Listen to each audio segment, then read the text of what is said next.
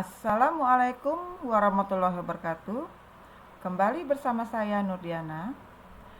Kali ini kita akan membahas tentang uji validitas dan reliabilitas pada sebuah tes. Di sini hasil uji coba pretest pada sebuah penelitian. Di sini kita akan mengujikan 30 soal, apakah soal tersebut valid atau tidak. Nah, dengan cara melakukan uji validitas. Pertama, kita klik Analyze, kemudian klik Correlate, kemudian klik Bivariate. Nah, kemudian masukkan setiap nomor 1 sampai 30 plus totalnya, kita pindahkan ke sampingnya. Bisa satu-satu, bisa sekaligus, ya, seperti ini. Kemudian jangan lupa correlation-nya pada persen kita centang, dan test of signifikannya pada to twilight dan flag signifikan itu juga centang. Kemudian klik option seperti ini, continue, lanjut, oke. Nah, outputnya sudah keluar. Ini merupakan hasil dari validitas suatu tes. Kita lihat pada skor totalnya. Di sini ada dua cara melihat dari suatu validitas. Pertama dengan menggunakan R hitung, dan yang kedua menggunakan signifikansi. Nah, baik, yang pertama kita akan bahas tentang bagaimana cara menggunakan R hitung. Jika R hitungnya lebih besar dari R tabel, maka soal tersebut dinyatakan valid, dan sebaliknya jika R hitungnya lebih kecil daripada R table, maka dinyatakan tidak valid. Nah, di sini karena soalnya berjumlah 30, kita lihat berapa R tabelnya.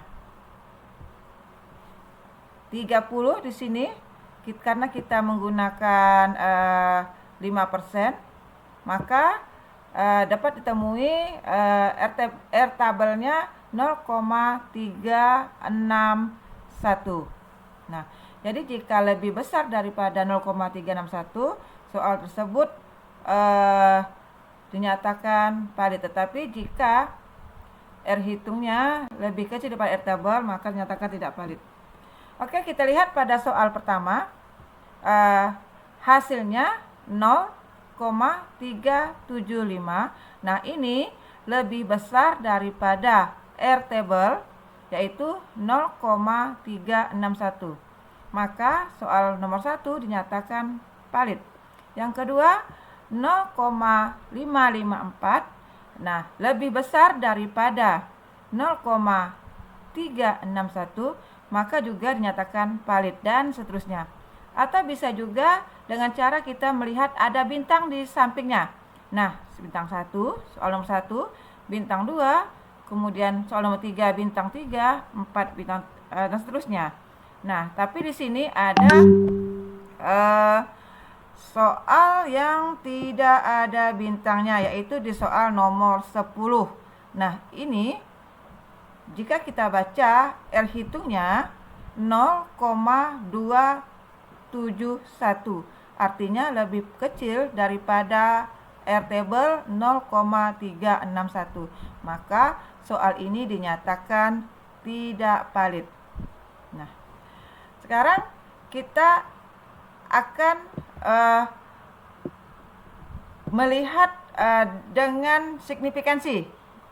Jika signifikansinya lebih kecil daripada 0,05, maka soal tersebut dinyatakan valid. Tetapi jika soal tersebut signifikansinya lebih besar daripada 0,05, maka soal tersebut dinyatakan tidak valid. Kita lihat pada soal yang pertama, itu 0,041 signifikansinya. Artinya ini lebih kecil, maka dinyatakan valid. Kemudian soal nomor 2, signifikansinya 0,001. Ini juga lebih kecil, maka soal ini dinyatakan dinyatakan valid. Nah, coba kita lihat yang tadi nomor 10. Kita lihat signifikansinya adalah 0,147. Ini ya. Maka soal tersebut dinyatakan tidak valid. Nah, kemudian setelah kita melakukan validitas, kita juga akan melakukan uji reliabilitas dengan menggunakan Cronbach alpha atau dengan uji alpha Cronbach. Yaitu sama saja.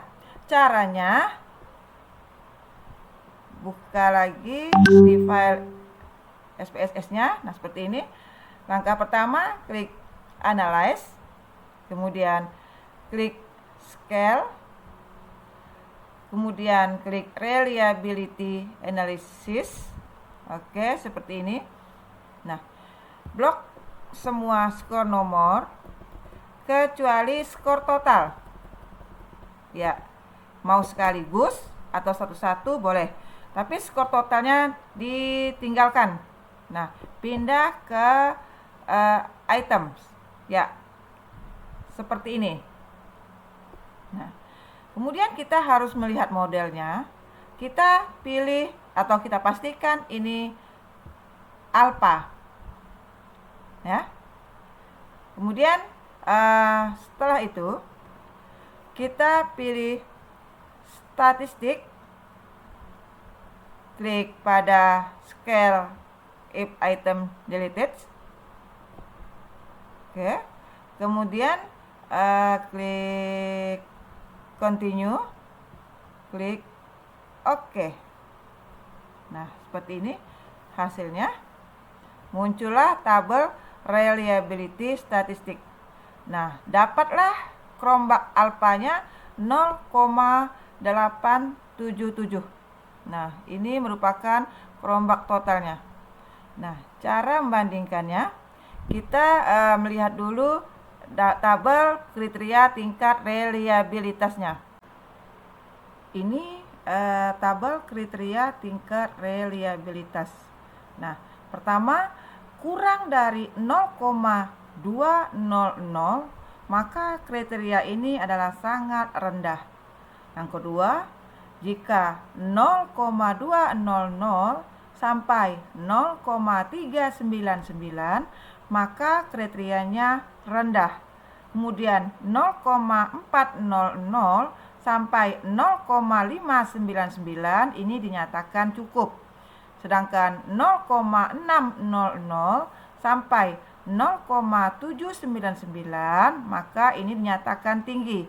Dan terakhir 0,800 sampai 1,000. Nah, ini dinyatakan kriteria tingkat reliabilitasnya sangat tinggi. Kita lihat kembali pada hasil output tadi. Nah, di sini totalnya 0,877. Ya, ini totalnya Cronbach alpha-nya adalah 0,877. Sedangkan kriteria tadi 0,877 ini adalah sangat tinggi. Baik, kita lanjut. Nah, selain itu, kita dapat melihat per itemnya, yaitu di Cronbach alpha if item deleted. Nah, maka soal nomor 1, 0,876. Nah, maka ini lebih kecil daripada total Cronbach alpha ini. Maka reliabilitasnya perlu dipertahankan. Kemudian selanjutnya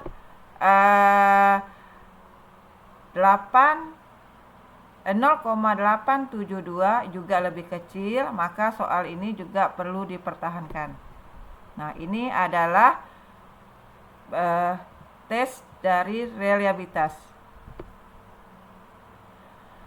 Demikianlah uji validitas dan reliabilitas pada hasil uji coba pretest. Terima kasih. Kali ini kita akan melakukan uji validitas dan reliabilitas pada hasil uji coba post-test pada sebuah penelitian. Caranya, klik Analyze, klik Correlate, kemudian klik Bivariate. Nah, setiap skor nomor ini dimasukkan ke variabel. Nah, termasuk pada skor total. Kita masukkan semua seperti ini. Kemudian pada correlation coefficient kita klik percent, centang. Kemudian test of significance kita klik to toilet. Kemudian centang juga pada flex significant correlation. Kemudian klik option. Nah, pada ini cukup klik missing values-nya, exclude classes pair ways. Oke, ini continue. Kemudian klik oke. Nah, di sini sudah nampak output dari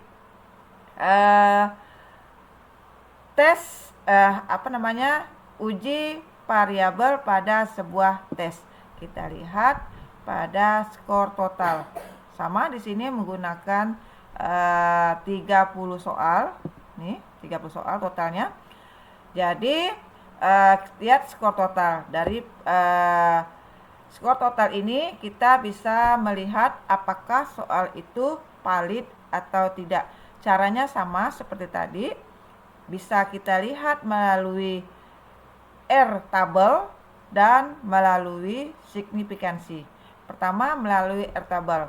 Pada soal pertama, nih soal pertama pada soal post-test ini terdapat 0,193. Seperti kita ketahui, jika soalnya ada 30, maka R-table-nya kita lihat lagi. Nah, dengan signifikansi 5%, maka R-table-nya adalah 0,361. Jika R hitungnya lebih besar daripada R-table, maka soal dinyatakan valid. Dan sebaliknya, jika soal tersebut R hitungnya lebih kecil daripada R-table, maka dinyatakan tidak valid. Kita kembali lagi ke hasil tadi, ke outputnya. Ya, ini. Jadi pada soal pertama itu 0,193, sedangkan R tabelnya 0,361. Artinya R hitungnya itu lebih kecil. Maka soal yang pertama pada post-test ini dinyatakan tidak valid. Nah, kemudian pada soal nomor 2, R hitungnya 0,534, sedangkan R tabelnya 0,361, maka ini lebih besar. Nah, ini dinyatakan valid. Dan seterusnya pada soal nomor 3 itu 0,198, ini lebih kecil daripada R tabel, maka soal dinyatakan tidak valid. Nah, dan seterusnya. Nah, dapat juga kita lihat pada bintang. Jika soal pada R hitungnya ada bintang, maka soal tersebut dinyatakan valid. Nah, tapi jika tidak ada bintangnya seperti ini, tidak valid. Ya.